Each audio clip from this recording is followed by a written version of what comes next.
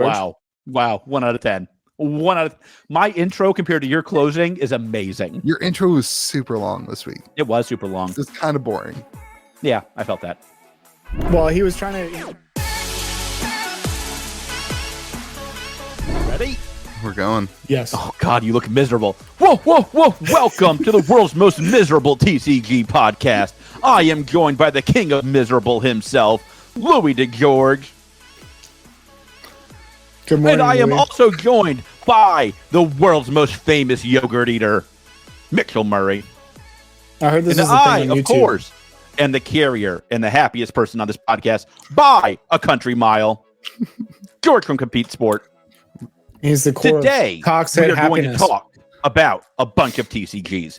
In order, we are going to talk about the Flesh and Blood, where we will discuss the new Dory card and something else I don't remember offhand. And then we're going to switch real quick to go right into Magic the Gathering. Alta Fox gets shut down by Hasbro. Not in my house. You taco eating maniac is basically what Hasbro said to Rudy, but we are Team Rudy. And however, they also give Rudy a gift by creating the world's dumbest Commander Legend set, showing exactly what they were complaining about, that they have the imagination of a cockroach. And then, of course, we will take a hard right turn right up to the Metazoo Minute. We are available on all your favorite podcast Wait, you gotta tell channels. people what we're talking about in Metazoo Minute. That's never how we do Metazoo Minute. That's always a surprise. It's a mystery. Oh, what's on the screen? We know right what we're gonna talk about, but they don't know yet. People want to see it. It's on the screen. He Okay, cheats.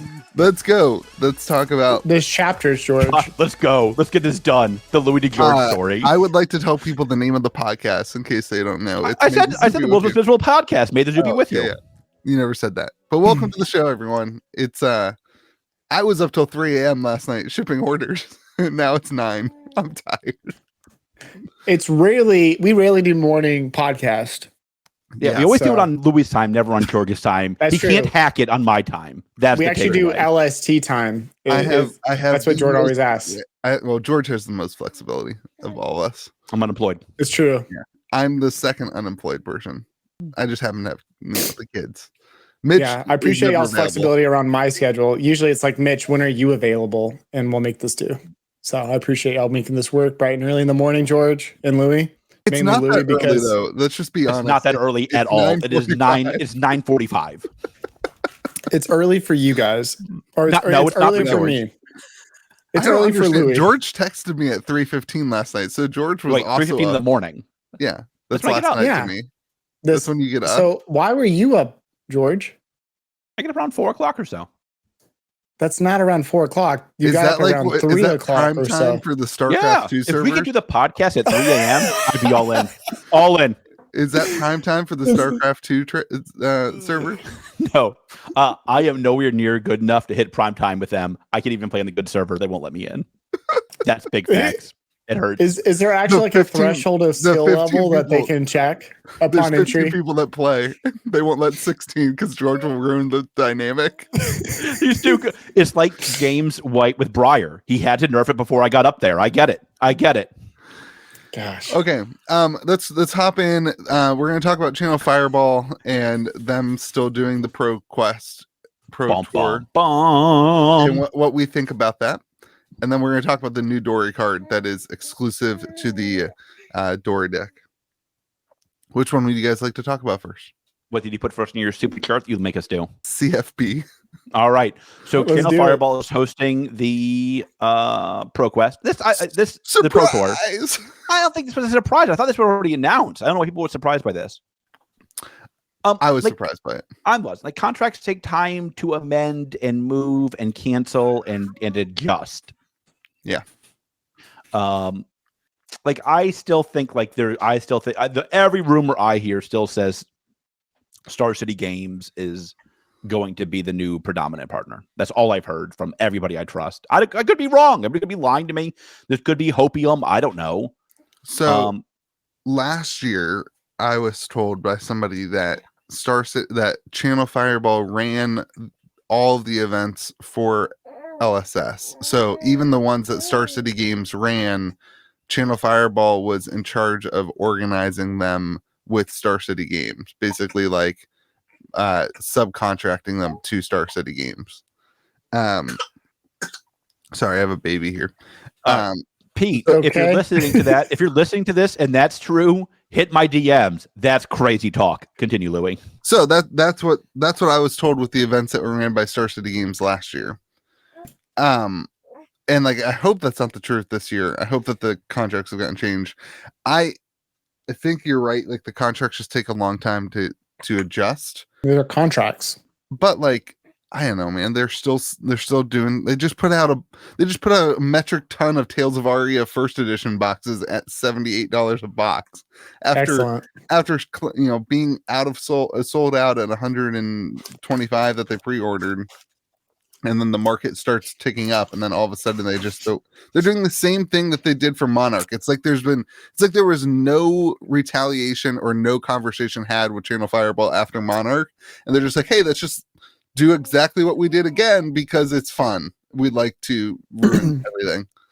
I think we've said this before, but if there's ever a point where Fab dies, which is, I'm not trying to FUD this. I know that George would rather me FUD than you, but if there's ever a point in which Fab falls apart, I think from our perspective, what I've heard us talk in private and even on this podcast is a lot of this blame is going to fall on Channel Fireball and their interaction with the marketplace to some extent. I think Channel Fireball. There's a lot of ownership there. I think there's also a lot of ownership on why this keeps happening, but it's also capitalism and what can. I mean, is there anything else can actually do in this scenario? Of course. Well, I mean, what can they do? They can't revoke their ability to sell boxes. Like, I mean, like we don't. Let me be very clear. We don't know what the contract says. We don't know what the contract says. We have no clue. There might be boundaries to that too. You can also break your contract. That's true. And just pay the consequences, pay the piper. I mean, like, they're going to have to pay. I mean, like, listen, I think, we're going to talk about Monarch on our Monarch anniversary episode about I'm jazzed. Next week? I'm jazzed for a Monarch anniversary episode. You know what I wish we did? I wish we had 80 boxes to open so Louis can not open a Fable again on stream. It's definitely not next week. We're definitely I'm going to open a Crown of Seeds. Not Crown of Seeds. What card did you open that you thought was a legendary? The Crown of Seeds. Oh, it was the Halo, right? Halo of Illumination. Yeah, that's right. That's the best. It's a beautiful card still. Still a legendary in my mind. And like I was opening legendaries like they were cold foil commons, so it was just like I'm sure everybody on that screen was like, maybe that could have been our warning sign. I mean, I think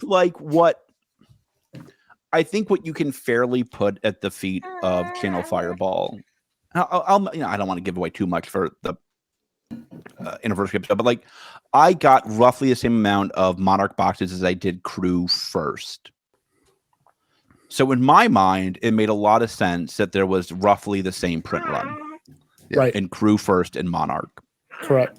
And so when the price starts skyrocketing, like Crucible did before this, I was like, this makes sense to me, and it confirmed for me what I thought, which was that there was probably similar print runs, and prices would act accordingly. Channel Fireball knew something different. Because they knew their allocation, and I didn't know their allocation. Yeah, and to say their allocation, I remember we talked about this.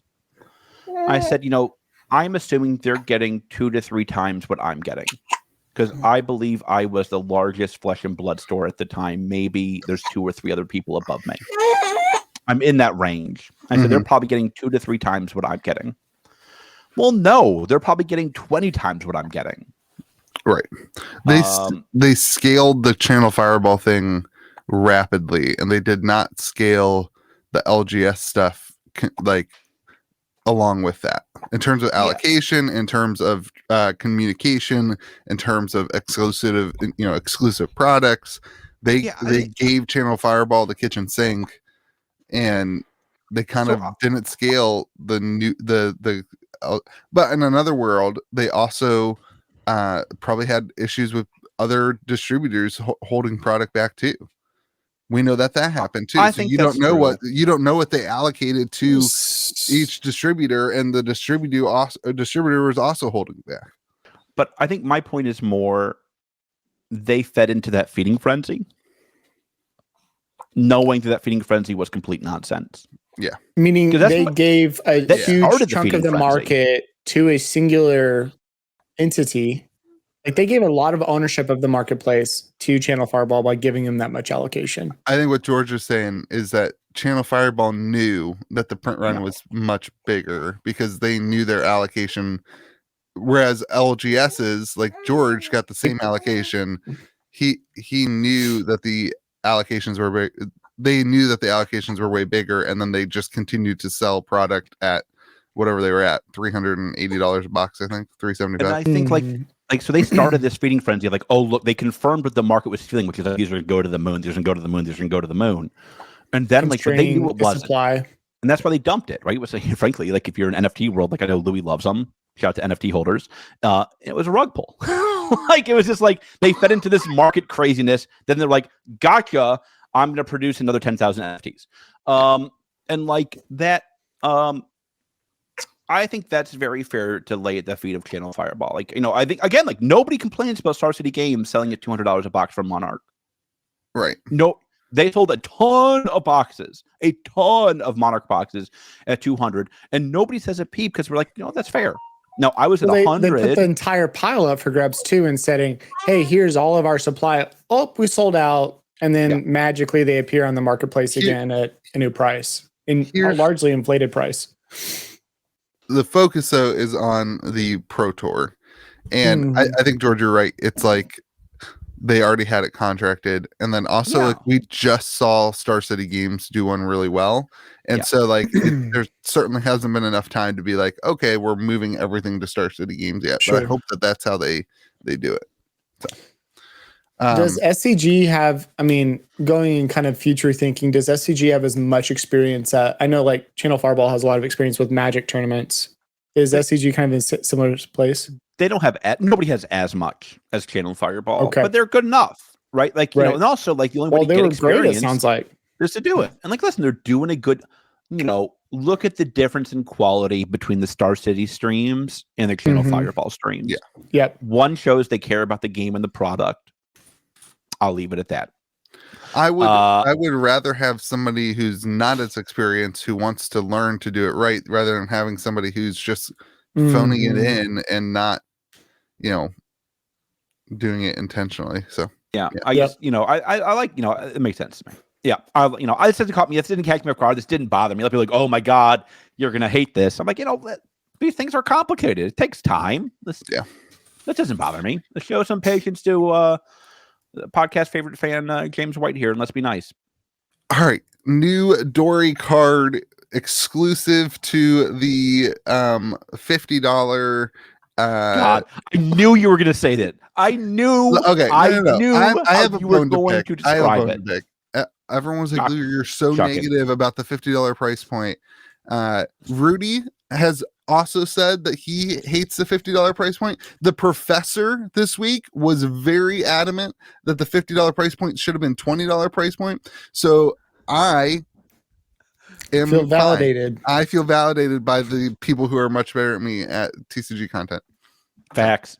And me as well, though, for better than you on TCG content, right? Yeah, but you just said that I was the FUD master and didn't contribute at all to the conversation. And all you're saying is I like how that's like not what I said. Like, there's a podcast to back this up. That's what happened. You can't lie about what I said when you're recording. You know that, right? That doesn't work as well. You said it off camera, mind you. I was here as a witness, and prior to the podcast, you were calling him FUD master. Oh, that's true. I don't call him FUD master. In my mind, there's no difference between our podcasts and our conversations. They're the same. You've heard a lot of weird things on our podcast that I didn't know about, guys. I'll be honest. They're the same thing, and I put in the same level of filter to our conversations and our podcasts, which is probably not good. Not great. Okay, not great decisions. The new card is called Glistening Steelblade. It is a Dorinthia. It's hold on, boo boo. Special edition. A Dorinthia card. Yeah, and so this was the thing that I didn't think they were going to do. I thought that this was going to be a Dorinthia, whatever the hero name is in the deck, like Dorinthia specialization, not just a excuse you, not just a blanket Dorinthia specialization. And then it's also really good.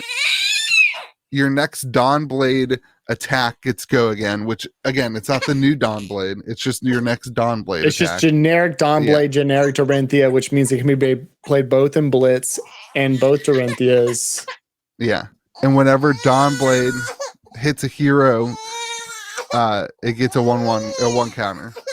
So let me ask you this, Louis. Hold on. Hold on. You guys talk about it. I was going to burn you. Well, this is terrible. This is awful. I had one ready to roll. Oh, I see 3 Monarch boxes back there. Some Arc. This is kind of what I was saying last week on the podcast, which is like, listen, there's ways for LSS to build value into this product. Right. And that's what they're doing. This is what I expected. Right. Now, like, I wish they would have included more than one. Is there just one in there? I think there's only one. It's a Blitz Why deck. would you It's 40 put a cards. single Majestic in a Blitz? Like, it's a Blitz deck, right? So you should have at least 2. I think there's one, but I don't know. Somebody told me one. They could be wrong. So, all right, I'm going to burn Louis. Hold on. Welcome back, Louis. So, Louis, would you do a lot of mark updates? Would you say this card will have some value? Yeah, well, here's the thing: it's going to be a 1-of in the deck, probably is what I would guess. Why would it be a 1-of? That's what I because that's how they do. That's how they do these things. That's how, like, I mean, I'm just assuming. So you have to spend $150 to get a play set. Yeah. So like, this is 100% what I didn't want to see in these decks. Like, these are just gonna now be scooped up by all the Dorinthia players. But by people who there are Dorinthia players. Yeah. There's like 5. I'll look forward to come down to Compete Sport. I'll show you your decks. Okay. There'll be a lot more though after this, I think. It's going to be scooped up by them, and it's going to be scooped up by people who want to flip singles on TCG Player, and that's not who I want to have this product. But again, it doesn't matter. Like, this is not the product that I wanted it to be, and that's fine.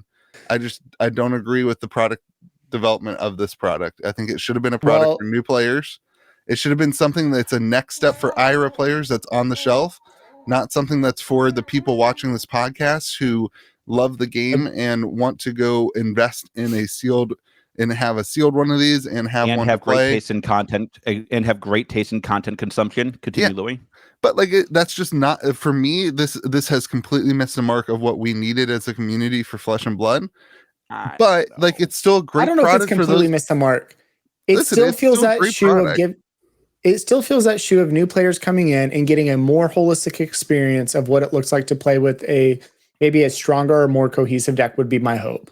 That'd be my hope. Not if what we now think to be true is true, which is distributors told me that it's going to be heavily allocated, and then additionally now there's exclusive Majestics in it that are there's exclusive cards already that we knew in there. We knew that there was going to be an exclusive young hero weapon. My position on this has not changed. Equipment. If it's allocated, the product makes no sense. If it's not allocated, live your best life, King.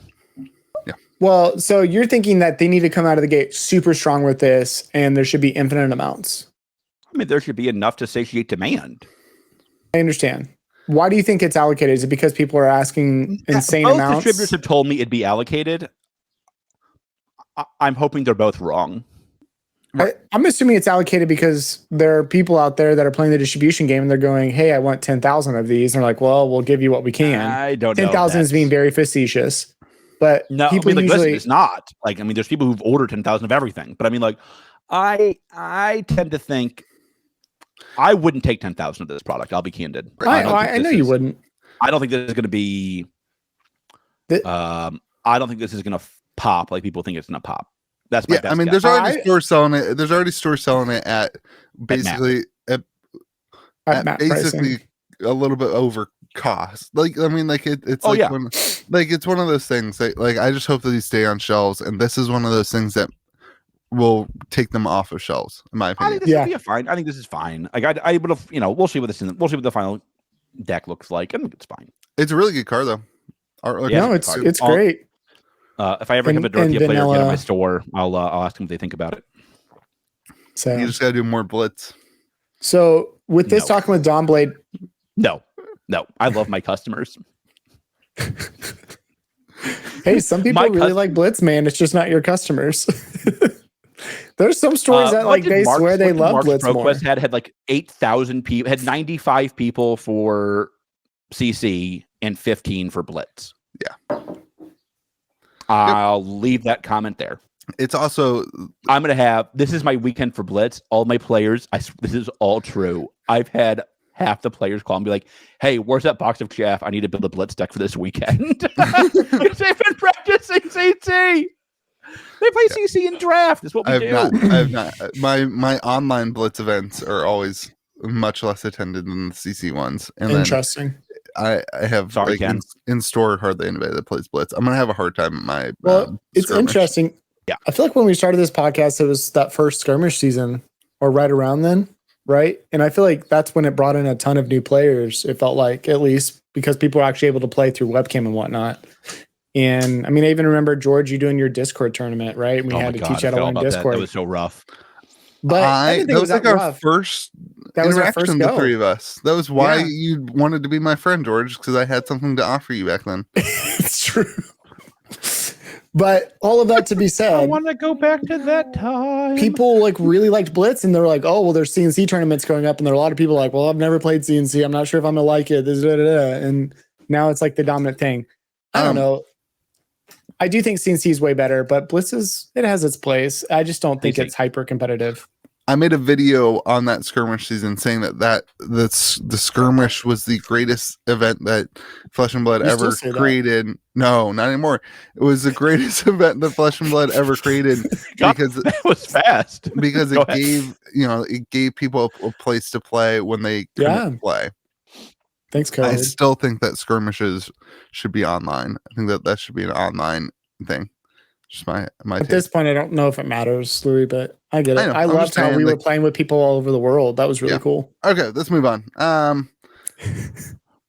Hasbro to $86. Last week, our episode, this segment was called Hasbro to 1K. This week, it's called Hasbro to $86, which is actually probably wrong because that's the current price of it. By the end of the week, he'll probably be at $80, We- but we you know, it's kinda- fine. we kind of said that we would continue following this Magic the Gathering stuff that's going on, which we all kind of had a conversation that this was one of the greatest documents that's ever been released to the public about the inner workings of Magic and Hasbro. This week, George, you want to clue them in on what's going on? Yeah, so the investor group that wanted to make these changes proposed a compromise to avoid a shareholder vote. Nobody wants a shareholder vote for many, many reasons, not the least of which is it's very expensive. It is usually, frankly, pretty rigged. And it's just kind of, it doesn't build a lot of investor confidence, shareholder vote.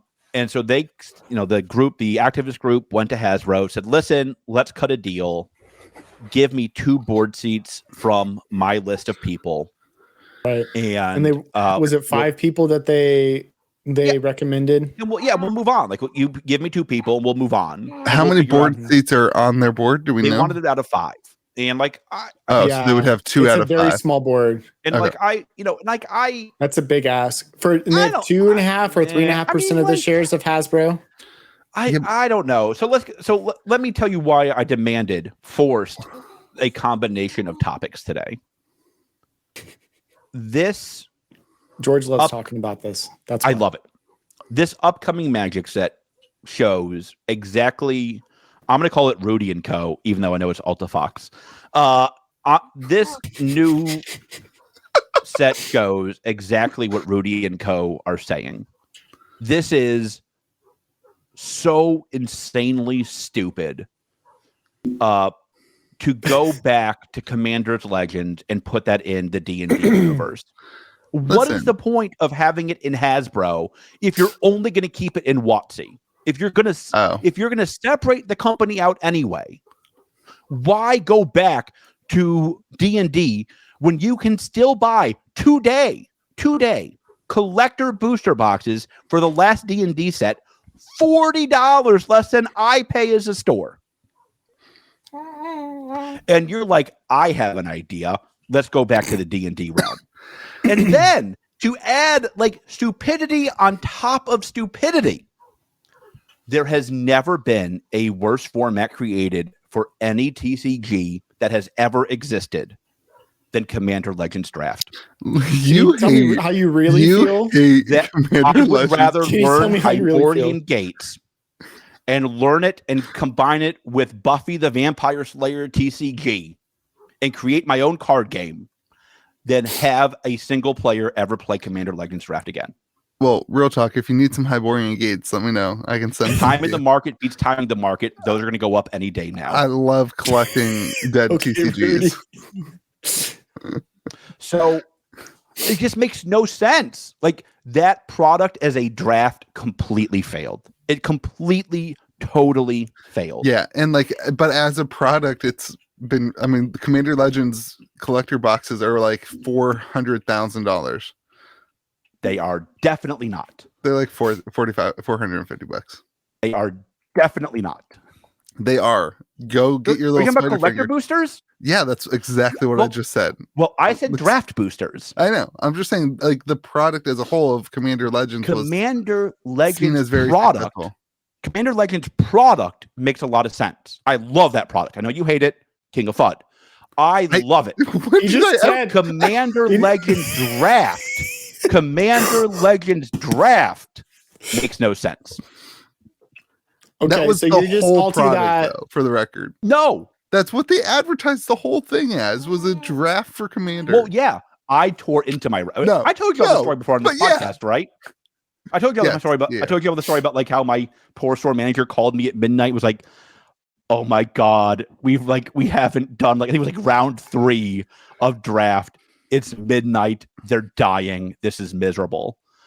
If you ever want to have a much better listening experience in this podcast, even though I'm not on it, I'm sorry. Go to MTG Goldfish, where they debate if they'd rather sort chaff or play Commander Legends. Yeah. And it's a serious debate. I don't know where I end up on that, by the way. That's very tough. All I know is George doesn't sell singles, so but he's not much of a sorter. Bringing it back to the topic at hand, your point here is that they should be, if Hasbro adds any value to Wizards of the Coast, a product like this would be one of Hasbro's other entities that's not within Wizards of the Coast. Yeah, I mean, like, can you imagine if they did like a limited print run of like, we're going to produce 10, I don't know how many collector boosters, 10,000, 100,000 collector boosters of Power Ranger, Commander Legends. That would sell better. No, that would sell better. That would not. Yes, it would. Absolutely. No. Absolutely. So you're saying there's going to be Hasbro crossovers to make it more exclusive product line and something that's in an entire...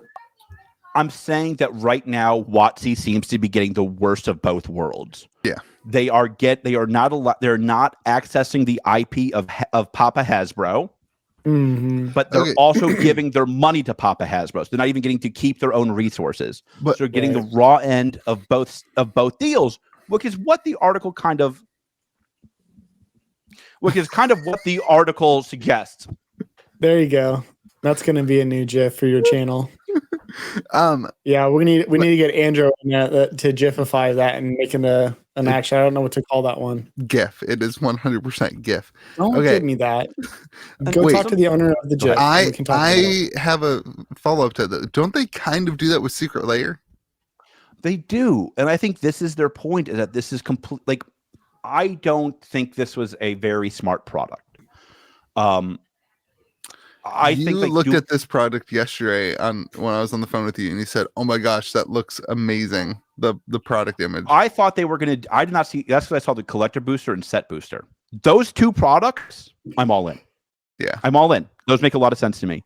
Why are you selling a draft booster box of a product that is undraftable? Yeah, I think that they should do, instead of draft for Commander Legends, it should be Jumpstart, where you get I think they should have 4, like you should take 4 of the decks, like the Jumpstart, you had 2 of them. You should get 4 25 card decks and throw them together. That would be a cool product. That'd be great. Then you don't have to spend the time drafting. That'd be great.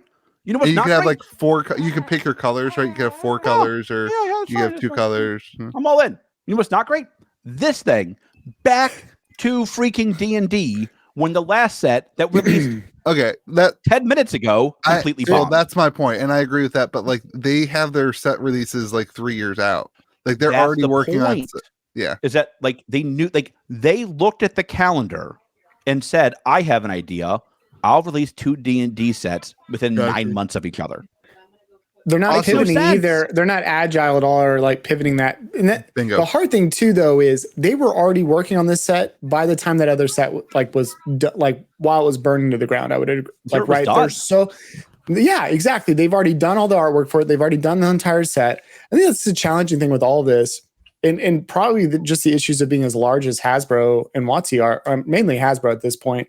I agree. I guess, yeah. They're so far ahead of it that, I mean, do you just like pivot at that point and just say, hey, we're not going to do this? Like they'd already planned printer time, they'd already paid for it potentially, or put down some kind of money. Go ahead. Like, what do you do at that point? I think if you were a smaller company, like what they want, what Wizards of the Coast wants to be, Sure, you can pivot quicker. You could pivot quicker because you can make adjustments. You don't have to run it up the board. You don't have to blah blah blah. Like I think like that's There's not all another that. that's another huge takeaway from being a smaller company. Sure. You can make those pivots in an industry that requires you to pivot quickly. Be agile. Like I know people who won't buy the D&D set as a result of it being another D&D thing. You know what I mean? Yeah, And, like, of course. And I also think like this was so stupid because like they knew the release schedule, like we just said. Why wouldn't you set this set out for the end of the year? Make it your December set. Yeah. Why force 2 D&D sets so quickly, so close to each other? Within less than 12 months, yeah. I guess I don't get it. And so we also learned some other interesting things. We learned that Rudy and Co. are completely fine with the new CEO of Hasbro. Okay. I think that's a big deal. That's, I think, like, you know, when you're reading these news articles about this, you got to look for the clues. You got to, like, Blue's Clues. Boop, boop, beep, boop, boop, boop, boop. You got it. I've never seen Blue's Clues. I was just wondering, why would you have ever watched Blue's Clues? Well, and it really came clear when you were going boop, boop, boop. I was like, this guy's never seen Blue's Clues. That's the song. Blue's No. Clues. No, I'm thinking of Night Duck. Night Duck. You talking about Dash? I think you were just singing the Green Acres theme song right there. I love that show. I love that show. Yeah. Green Acres is the place that show for and me. Golden Girls were probably what you watched when you came home from high school. I love Golden Girls. How dare you? R.I.P. Betty White. Yeah, right. You heard it right here first. Louis hates Betty White. Dang, I forgot. You can't be the king of fun if he doesn't dunk on the Golden Girls. When you're reading these news articles, you're looking for clues. And to me, that's a very big clue that I think they'll get a deal done, even though this isn't the deal. Because they're not calling for King George to be beheaded. Right? Like, that's a hard ask. There's a lot of gray here that I think there will be a deal here. And like, listen, I'll be candid. Like, I was like that. I said this last week. That document completely changed my opinion on this. Yeah. That document completely changed your opinion on TCGs. Oh yeah. Yeah, you made that clear last week. And that's my point, is that like, and this is why doing the D&D set so close to each other makes no sense. Because you know what changed my opinion? New data. Yeah. So why would you release a set before you have access to the data you need to determine if it's going to succeed or fail? Right. That makes like sense. I think this. They thought that D&D set was going to be an easy win. They thought that it was going to be 100% like, and they intentionally didn't put, you know, they intentionally moved before they had data. Yeah. Not 9,000 IQ play. Right. I am Team Rudy and Co on this. I'll be candid. Like, I think this is I think there'll be a deal. This is just this set just shows everything they alleged. This is completely unimaginative. This doesn't make a ton of sense to me. I guess I don't like it. I don't like it. So what deal comes out of this in your mind? What's a win-win for both teams? I think we're gonna at least get a couple. I think there will be a couple board seats. You think there'll be 2? I think there'll be 2. And Alpha Fox will get some kind of talk in it. Because what 'cause if you Hasbro notice- basically said is we think we have access to more. I don't know if they use the word competent. What was the word that they used? Basically, more experienced individuals that could fill those seats better.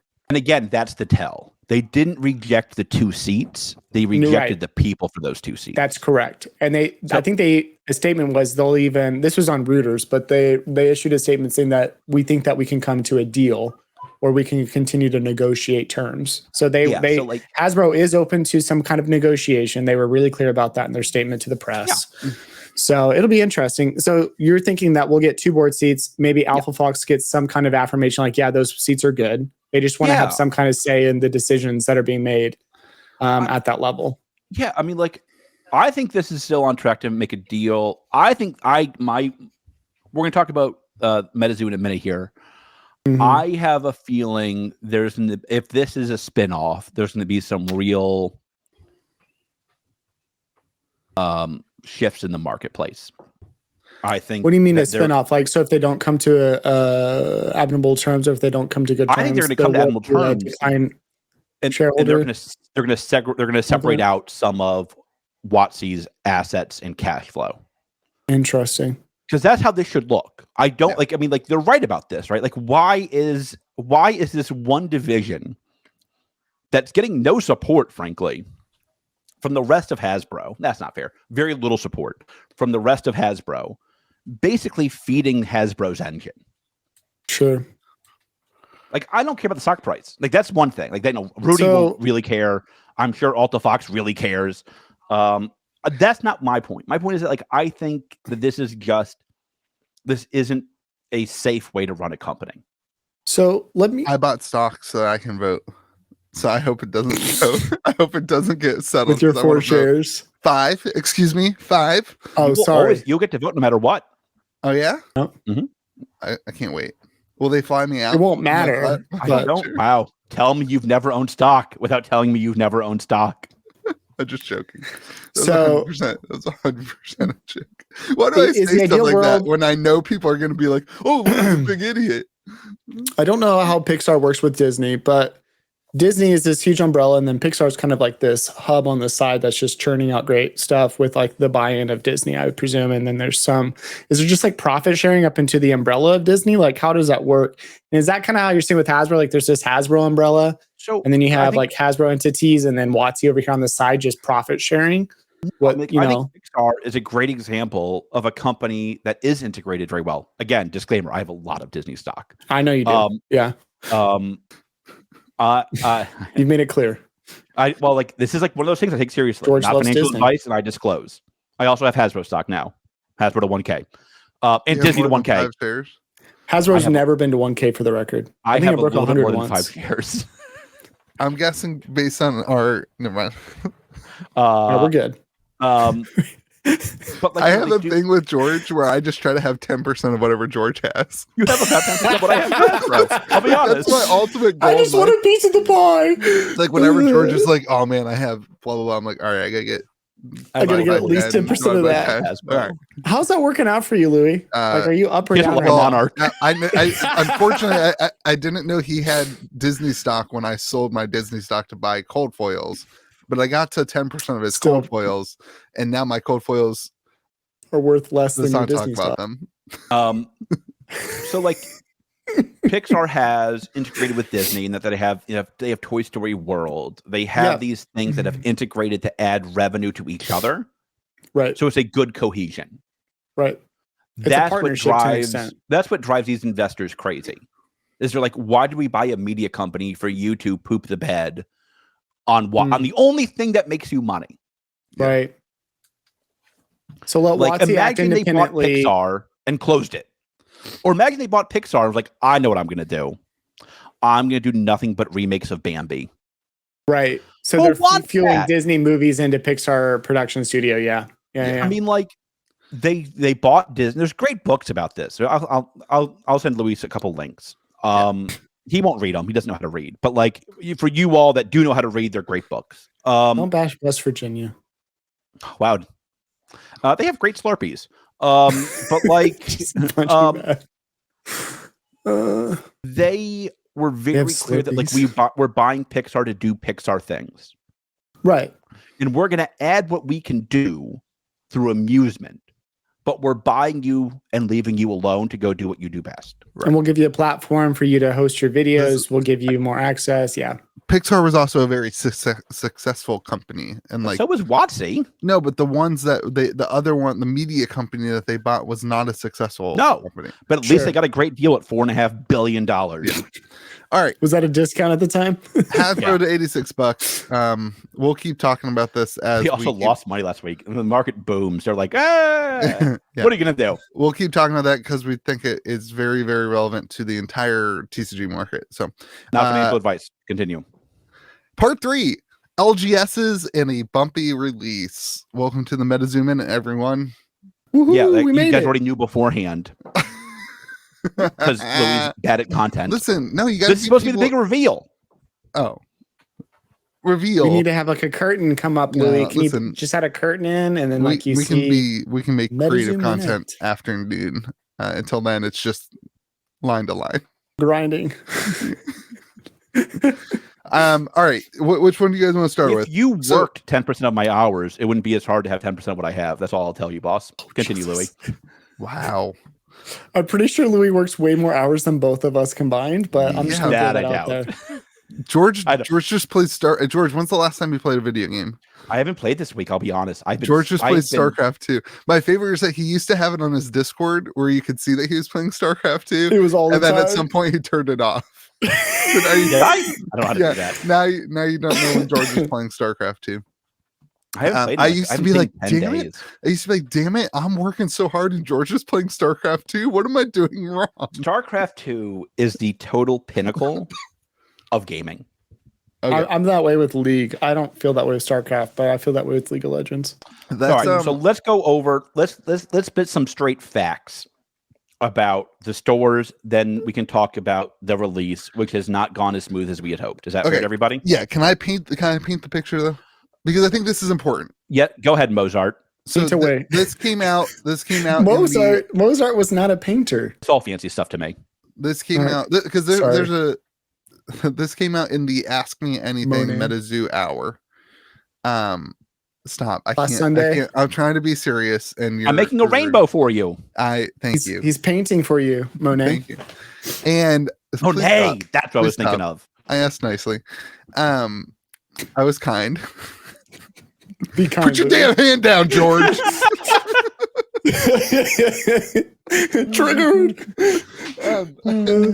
Anyway, and Mike said some things that got a lot of LGSs not super excited. I had a lot of people PMing me who I have gotten to carry Metazoo and saying, basically when he said we're a model moving away from LGSs.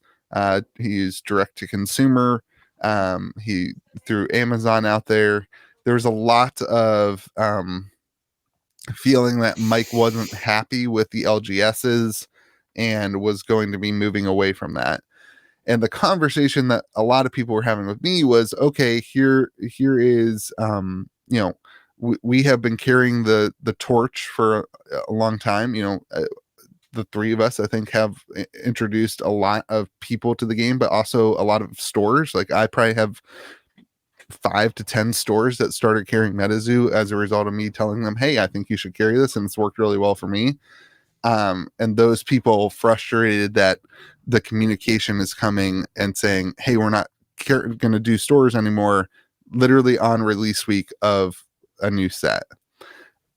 And I think that's a fair criticism of this announcement and this conversation. And that was my biggest frustration of this conversation was a result of it not coming post-release, it not coming, in a formal explanation with a lot of, the statistics and data behind it and a lot of the vision. It was just coming straight up in an AMA.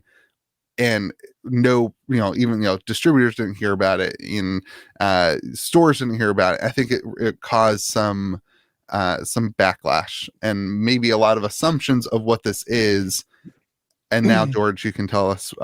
You can give us some other feedback about it. Yeah. Well, so let me say. Go ahead. I was gonna say, anytime I think a store hears DTC or direct to consumer too, I think there's some maybe experience with WotC or with Wizards, and so there's maybe a. Well, I just think anytime that I hear that, I just make assumptions to what exists in the marketplace, not what it could be or how it could look different. Does that make sense? So like, it's just my immediate impression when I hear that. I was not a part of the Metazoo minute at that time. I've had to go back through because of Metazoo HQ. They do a great job kind of making notes of those Metazoo minutes. So just going back through those Q&As and seeing how that came about. But it is interesting. I mean, yeah. So George has more context, or has, I think, more to say on this. But go ahead, George. Yeah. So I did what a lot of these people who were freaking out didn't do, which is I reached out to somebody named the Goat. And I reached out to Mike, and I'll be like, so I have been off of disc. I know I've had some personal stuff going on. I have not played StarCraft 2 in about 10 to 12 days, and I have not been on Discord in about 10 to 12 days in any meaningful capacity. I've just had I'm busy. I've got some stuff going on. Nothing serious. I'm fine. This isn't my last podcast yet. I just got a lot going on. So like my phone goes banana pants. And there's a lot of the stores I know that are like, Mike is saying this is the last that LGSs will ever have access to. This is it for the LGS. He's going to go right to Amazon. This is going to be the end of the road with Metazoo. And I had no idea where this is coming from. I'll be candid. Like, again, I haven't been on Discord. I've been busy. I'm doing stuff. And I messaged the Goat. And I said, hey, like, what is going on? Why are people freaking out? And what is the game plan?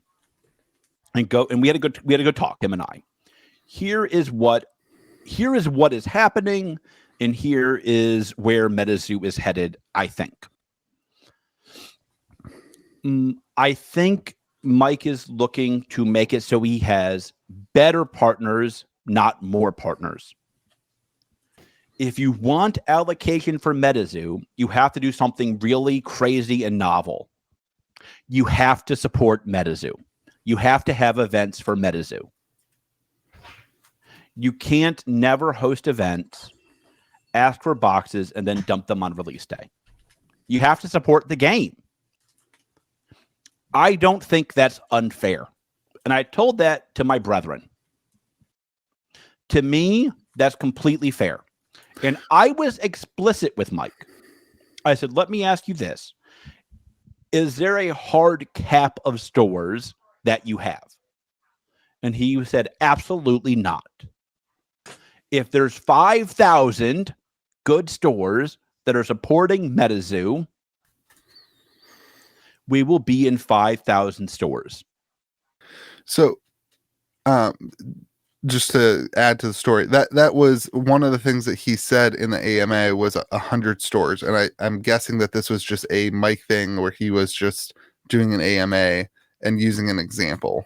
And that was part of the frustration. I think it was an example that people really latched onto in a way that I'm not sure makes a lot of sense. And again, like what frustrates me is like, you guys ask clarifying questions in the AMA, reach out to Mike.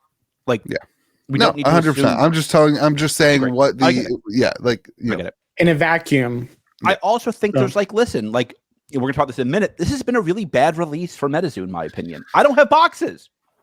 We're filming this the day before release day. I'm told I won't have boxes on release day from my major distributor. Yeah, and I don't have theme decks. Yeah. Yep. So like, I think part of this is we don't get to have it both ways. I can't sit here and whine about distribution, holding back product, not allocating things efficiently, and not doing what they're supposed to do, and then say, whoa, Mike is going DTC. What a jerk. You get to pick one of those, in my opinion. And like, I don't think, like, God, I don't want to get into this too much, but I guess I will. If Amazon scares you, you're kind of a crappy LGS. Right, but like, I don't worry. Like I am now $75, $85 more than Amazon. on D&D collector boosters. I don't have to. I'm not competing with Amazon. That's not my competition. Well, you're not going to take any D&D collector boosters and try to sell them in your store. No, but I already have some. Right, but like, and you're not going to sell them in your store though. Like, so you're not. I think that's. I don't think that's true. I will bet you I sell at least one box this week. I bet I do. What price? $210. That's ridiculous. Why? George is also. How are you running your LGS? George, you also are in a very customers. That's for sure. Not like what you. Not charging $210 for a collector booster with $15 worth of storage in it. I make 20-ish% on collector boosters. Yeah, I get it. But like you should just say, I'm not going to carry this product anymore. That's what you should say. Why? My customers want it. No, they don't. Okay, move on. This is not about that. I get it. So I think like the frustration is that you so a lot of game companies have the requirement that you run events like to get better allocation. Like you can get 2 or 3 boxes of Magic, you can get whatever, but if you were running events, this is why people fake events. This is why stores do that. You know what's funny? I've never thought of that. How do you do that? What do you mean? You just say you're going to have Friday Night Magic and you buy a kit. Yeah. But don't you have to like put in the numbers for people? Yeah, people create numbers. Yeah. Yeah. I have never done this. I have never ran a Magic event. It's not hard to create 4 random players with different email addresses. Like, all right, we are going to have the first 1 million person tournament at CompeteSport this week. You heard it. You heard it on Metazoo with you. Like you're going to need a bot for that, but go for it. This is a pretty common like that idea where you are requiring stores to run events to get increased allocation or be a like WPN stores. They get exclusive early release product, they get exclusive promos, and they get but they also have to have all their chairs have to be the same color, and they have to have 4 or whatever it is 3 computers to play Magic Arena in at your LGS. Like there's all these stupid requirements that are way worse than like you have to be running events. So I'm completely okay with Mike saying you have to be running events in order to get product. I'm completely okay with that. I personally have an issue with you have to do that, but I'm going to give Whatnot streamers boxes at a discounted rate, and we're going to give like all these other things that are not that. Like I think at some thing is fair. Like I think at some point we need to decide what is this, and like it like that's just like what it is. Like I think there's a lot of dynamics to this that don't line up exactly how I read what Mike wants it to line up as. My understanding is that starting with UFO, DTC will always be at MSRP. Okay. My understanding is that there will be I think will help a lot. I do agree. Like I mentioned this on the stream. I think I was not thrilled with the Whatnot announcement. I don't know how much of that. Why are you not thrilled? Because they don't have access to distribution, do they? I don't know. I have no clue. I have no earthly idea where those boxes came from. I don't know how much of that's on Mike, how much that's on Whatnot. I have no idea I have no idea where that decision gets made. But like that wasn't good. That wasn't a good look. I think, and like we've both talked about this. Like I think like the NFT box thing didn't bother me. There's not enough NFT holders to matter in the broader market. The Whatnot thing did bother me because there are enough Whatnot streamers to matter. And it was also like a pretty cheap price. I don't mind this as long as a few things occur. One, he's serious about no limit on stores. I think a limit on stores makes no sense to me. Yeah. Sorry, hold on. I think we need to qualify something. Like the direct to consumer, we didn't say this. The direct to consumer thing is also Mike selling direct to game stores rather than running through a distribution network, and that's an important side of this. Well, that'd be going through Golden. You think? I don't think that's 100% accurate. Okay. I think that could be the long-term vision. I don't think that will start with UFO. Gotcha. I think there could be some of that. But I think, and listen, like, Assad from Genesis, another great CEO, is doing the same thing. And part of this is like distribution. A distribution is so outdated in this industry, it is comical. Yeah. They are going to make more money than I am on Wilderness. That's not true. They're going to make roughly the same amount. They're going to make more. And they have no risk because they're going to tell me what I have to take. Right. I don't have the right to tell my customer, you have to take this. Right. Right.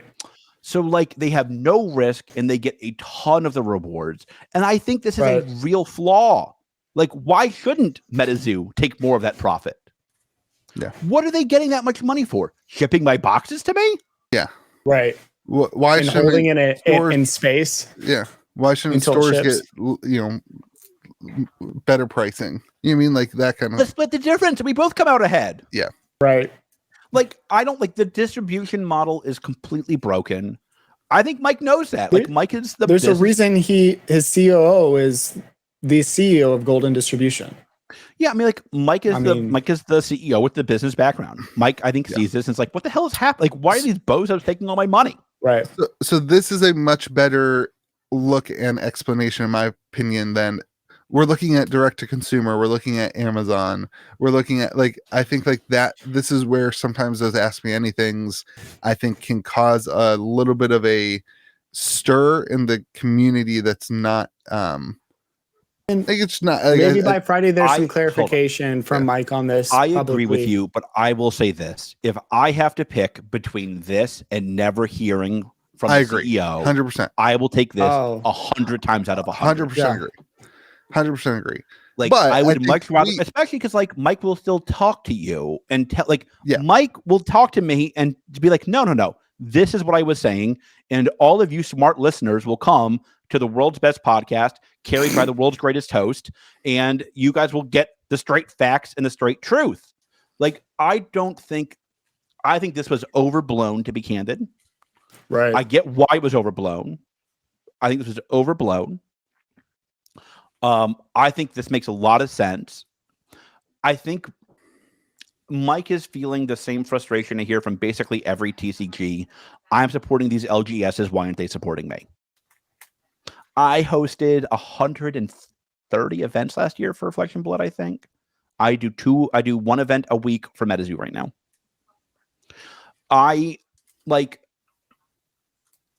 This is why I don't have a problem selling a lot of product. Like, if you're doing what you need to do, you should be doing okay. Yeah.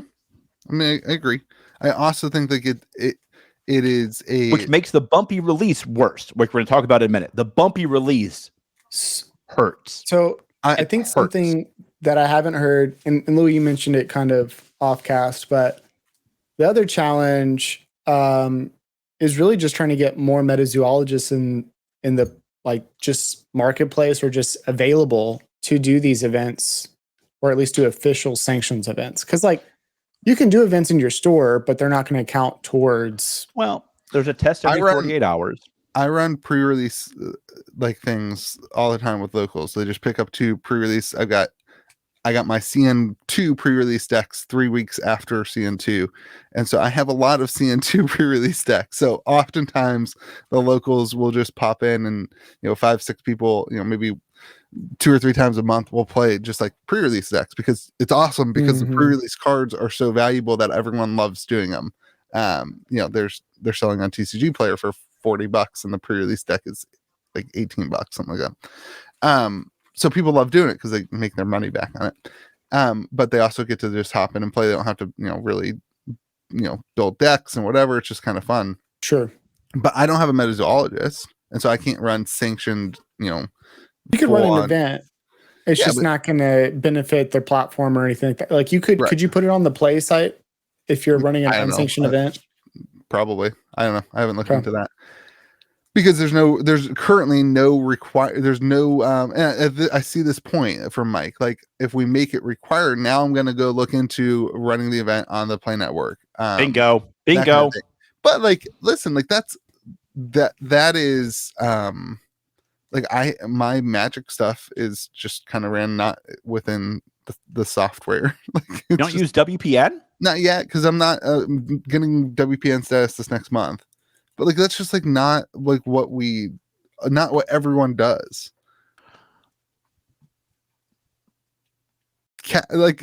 Cash Modern, baby.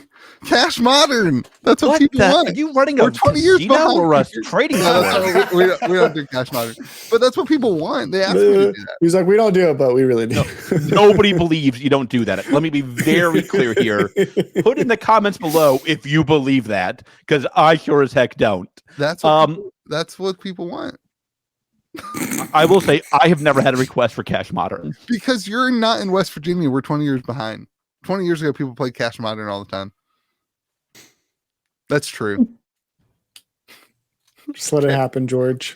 All right. You all want to talk about release now? What are you staring at? Cash money, baby. No, still alive. Jesus, take the wheel. Okay. All right, so this has been a really rough release.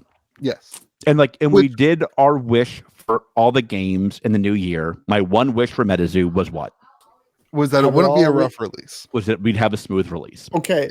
Smooth release. I believe you said Wilderness has to be quote, and we can go back and find on the podcast. I did. Wilderness has to be a smooth release. I did. So these are the facts. Wilderness was going to come earlier, right? Yeah. And then they delayed release so that they can meet this expectation. Correct? Mm-hmm. Like that's at least what Mike said. Hey, we heard you. We're trying to make this right. We're push release back so we can have it all at one go. Yeah. George, you mentioned that your product is still not there. I have all of mine, but Theme Decks. But you don't. I think Theme Decks are the caveat here. You don't get it from one distributor. I get it from both distributors. That is correct. I'm only using one distributor. I'm getting the product from the one distributor today. I mean, but let's be clear here. The other one, I'm getting 8 times the product from the other distributor. Yeah. Okay. This is that the reason it's delayed though? Is because of the sheer amount? No, I felt bad. Nobody actually no. So I will. The Golden Bear got my product to me. Yeah. On time. I'm not saying who got me my product on time. I'm saying somebody did, somebody didn't. Continue, Louis. I'm still missing Theme Decks, which I am told by. I think everybody is.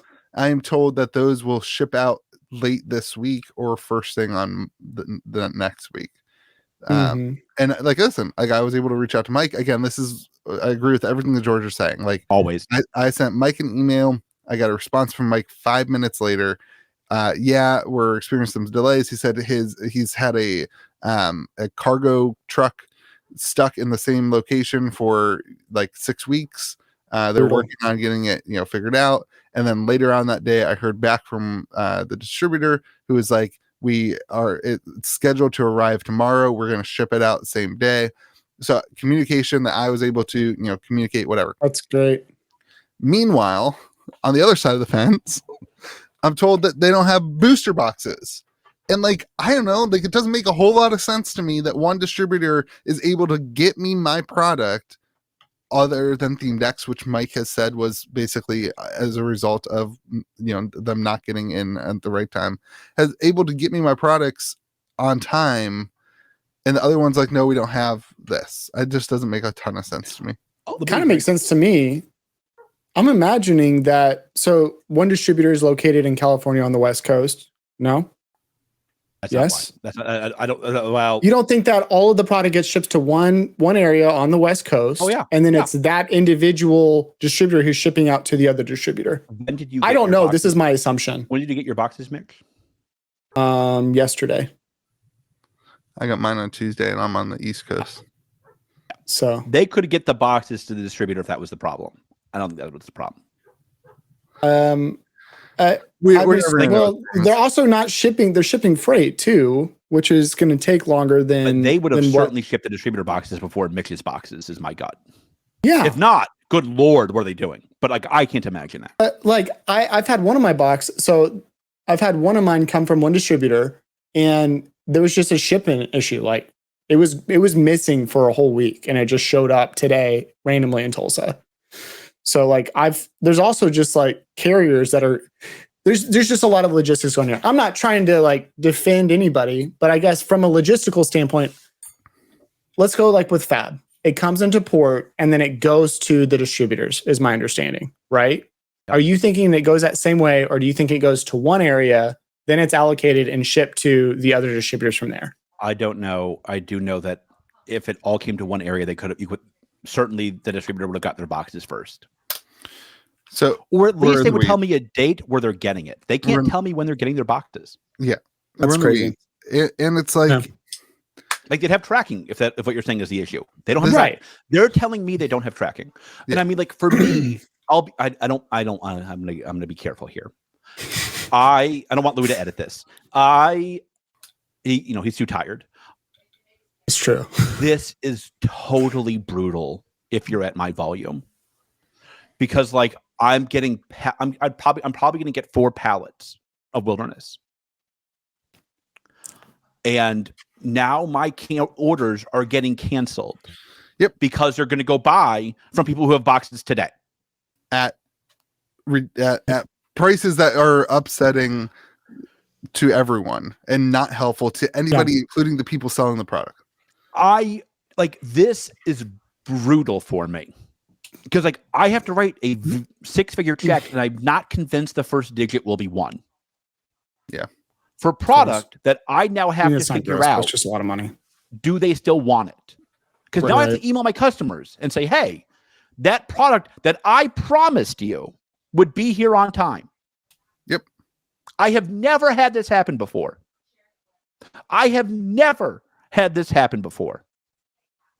Ever. With any game. Yep. And now I have to go and tell my customers, hey, I can't do what I promised I would do. Yep. That sucks.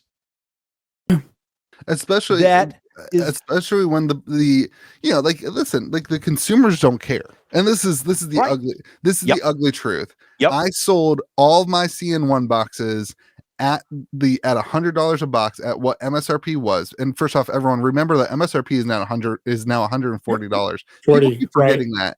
It's ridiculous. Yep. People are like, they're selling over MSRP. No, I'm selling less than MSRP. But I sold all my boxes because Mike wanted me to at $100 a box in bundles to people. When I shipped my first edition Cryptid Nation, I did the math, and in my warehouse, I had over $140,000 worth of product at market price that I only sold for like $60,000, something like that. Like I left over $100,000 on the table to get my product to people because I wanted to sell it at the right cost or whatever. Yeah. Those same people are the ones who are going to cancel their order, and I don't blame them.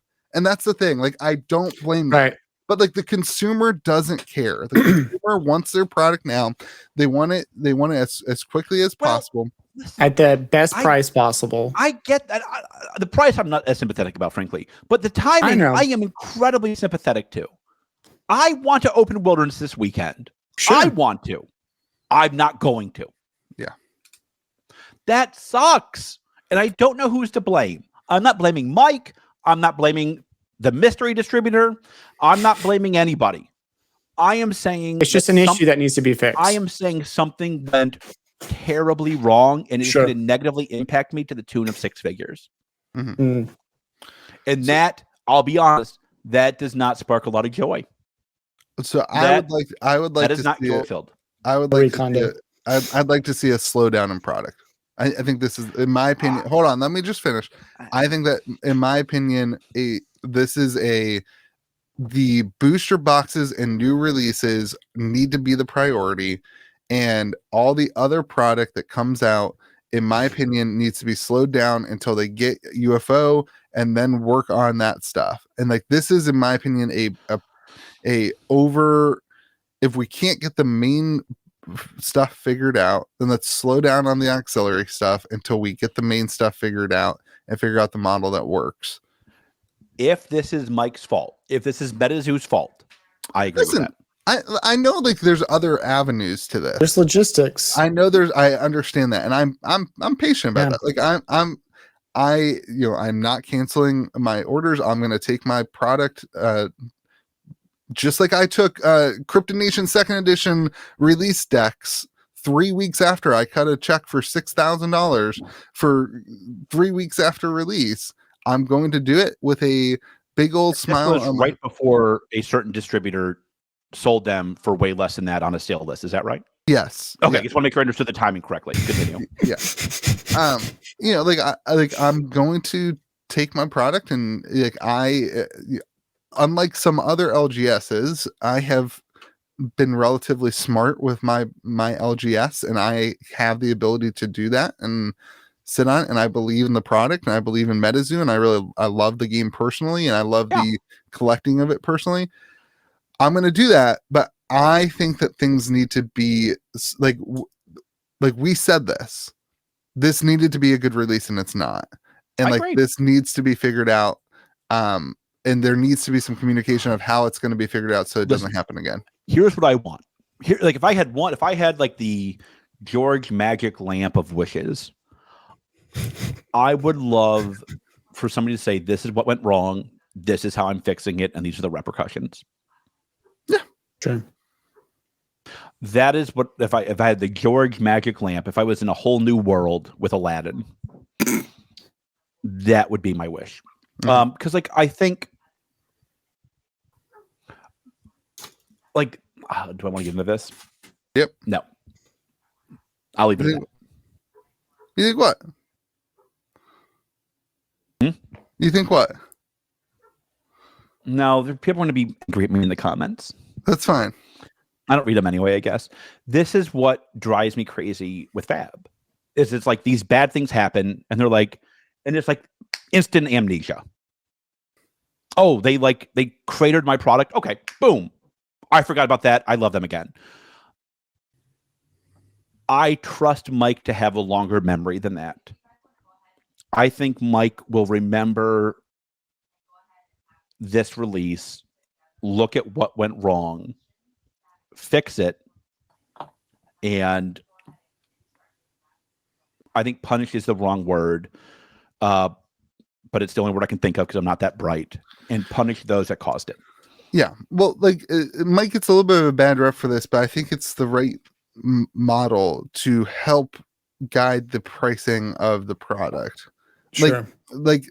Today somebody put up boxes of Wilderness at $89.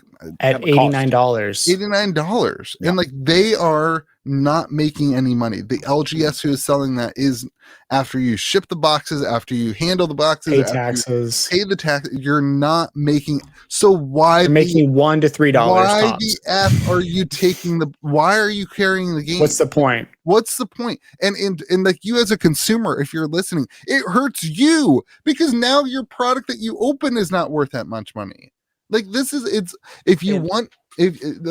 Magi, the Unhinged Magi did this, and if you want a free to play game, then go play then they ask for go play a legacy card game, what is it, legacy living card game, a living card game where you can just buy all the cards up front. This is a TCG, it's a trading card game. The cards are supposed to have value, and when these stores just for whatever reason dump product, it's just not.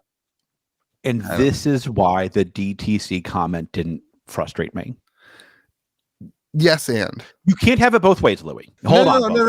I can't. You get to pick one. The way that the way that it was announced and said in the Ask Me Anything was not helpful. Fine. That's the point. Fine. That's a different discussion. The DTC announcement that we went over today on the second greatest podcast after Bone Zone, led by the greatest host. That announcement coincides with this release. I'm going to leave it at that. But notice that Mick and Louis, and I'm going to get boxes today from one distributor. I won't say the name of the distributor, but I will say that there is some overlap between the two companies of Metazoo and that distributor. Yeah. If this were DTC, Big Boy, not Louis, he lost weight. Big Boy would be getting his boxes on time this week, I bet. Yeah. But because it's not DTC, I burn my customers and I get burned. Yep. Sure. So I don't mind. Me and Assad had the similar talk. Me and the lion. I got the goat and the lion, same segment. It's like a zoo. oh my God, like a Metazoo. And like, it is, wow, that was deep. And like distribution, it doesn't work. It's not working. It's not freaking working. I agree. Yeah. All right. We need a better release. I agree. Timeline. And I need boxes. Yeah. Good luck with that. Cool. I'm so screwed. But it's like so bad. Well, what really sucks? So I did get mine early, and I started opening up for singles. And the card quality is different. Ping Mike about it. He goes, "Yeah, I actually made some changes." So there's that. I'd love to know that. Card quality is different. It feels better. It feels like it's semi-gloss on the back, and then kind of still that matte finish or satin finish on the front. So paper's different. I don't actually know the changes you made. It was not explicit. They look like they've been cut differently. So, but the quality just seems overall, I don't know, better to me. So there's been an improvement there. I love the artwork of this set. I mean, I like this artwork a lot. This is my favorite. This is my favorite artwork in the set. Beautiful. You know what? I'll say it. This is my favorite artwork in the set. Louis, tell me how it is. Do you're biting your lip over there? He's ready to take Louis, you've opened products too. Like, how do you feel about it? I feel like I'm really excited for UFO. Okay. Listen. Jesus. Wow. The UFO is your set though. The forest theme doesn't like I'm stoked for wilderness and like I really like the dragons. Dragons are cool. The same thing with like Pokemon was it Forest? Was that literally the set name? No. What's the Jungle? Jungle, yes. Like Jungle set just doesn't do it for me. Jungle set's GOAT though. Nah, it's like one of the best sets, isn't it? I don't like one of those expensive sets. I don't like forests. I'm not an outdoorsy guy. Don't you live in West Virginia next to forest? Give me the basement set. I'm in. Give me the basement dweller. Give me the right, basement let me ask you this. Set. What TCG do you think will do a StarCraft mix with first, do you think? Who's StarCraft owned by? Nobody plays StarCraft. Ever. It's not true. I mean, old people do. Yeah. Nobody listening to this podcast even knows what actually. I'm baffled by the age of our listeners. Everyone is always like, "Oh my gosh, I'm older than George. I feel horrible." So what's the average age of our listener based on YouTube demographics? 30, 35. I think they're all younger than me. George is older than 35. I mean, not by much, but still, I'm 39. I gotta get younger. I gotta get younger and hipper. I need to start a YouTube channel with young and hip people instead of all these old geezers. I turned 33 in like 2 weeks. I turned 30 this weekend. Oh, I didn't know our birthdays were so close. That's why you're miserable. That's why he's mad. That's why you're miserable. I knew it had your birthday, and it was the big 3-0. It has nothing to do with shipping out 150 orders yesterday and leaving them on my LGS tables because I can't put theme decks in them. That makes more sense. Why you can't ship them yet, anyways, Louis. Yeah, but I can get them packaged up so they can get delivered. I know, dude. I'm just trolling. On Friday. God, this is why he's I'm miserable. trolling. You can see death around the corner. My birthday is miserable hag over there. Monday, old man. Yeah. I know. This is my calendar. Weird. Yeah, that's weirdly true. That's weird. I agree. All right. A little creepy. I'll send you a picture. So my wife's birthday is 2 days after yours, Louis, and then mine's 5 days after that. So, congrats. We're all just buddy. What? 3 days younger. No, that's not how that works. I mean, she's a year younger than me, but it's fine. Oh, gotcha. So my wife's birthday is 3 months before mine. So she's 3 months older than me. So whenever it happens, we make the joke like, "Oh, you dated a mature woman." Well, she cradle robbed, really. Yeah. And she's 40 now, huh? No, she's 39. We just had her birthday. And so she's 39 now. And I just turned 39. And but next year it's the big 4-0. So she'll be a whole decade older than me. Are you going to go on a Disney cruise together? Really celebrate it, go all out for the 4-0? I'll be honest. What we're thinking, this is not going to get me a lot of fans. We might do a very nice cruise that goes to Antarctica and somewhere else. I didn't know you like cold weather, George. Can we do it? This is not George's birthday. This is the Boston's birthday. Can we do a special episode of Metazoo with you from Antarctica? When George is on. And George is spotting cryptids out in the wild. Like, it's a penguin. They do exist. A polar bear. Wow. Okay, I think we need to wrap up this podcast because this is riveting content. It's National Geographic now. God, can you imagine George being like a National Geographic tour guide? It'd be the worst show ever. All right. It'd be great. I don't think I do would be great, really, when you think about it. I don't think about it. Wow, Louis looks so incredibly miserable. Riveting content over here. All right, everyone. Louis needs to go take a nap. Podcast. Remember to be as miserable as Louis is. Have the day Louis deserves. Remember to be miserable with the people around you. Louis did great at that today.